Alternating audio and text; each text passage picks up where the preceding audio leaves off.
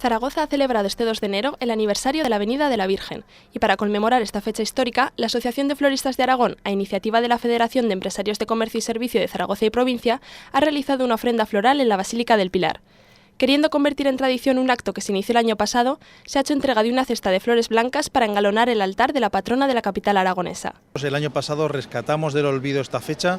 Hicimos una ofrenda y este año vamos a hacer la segunda ofrenda. Bueno, nosotros queremos institucionalizarlo y que todo esto se repita todos los años.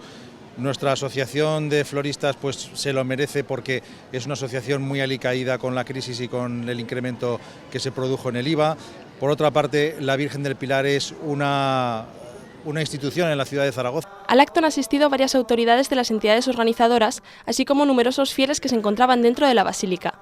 Esta ha sido una ofrenda particular de ECOS y la Asociación de Floristas, pero el año que viene volverá a estar abierta a la ciudadanía. El objetivo de esta iniciativa hoy es un poco homenajear a la Virgen con una pequeña ofrenda de flores que hacemos. El año pasado lo hicimos de otra manera, era una ofrenda caritativa. Este año por diferentes motivos no se ha podido hacer por falta de presupuesto y el año que viene se volverá a repetir, pero no queríamos perder la ocasión de poder hacer un homenaje en el Día de la Avenida de la Virgen. Esta iniciativa ha formado parte de los diversos actos litúrgicos que se han celebrado a lo largo de toda la jornada.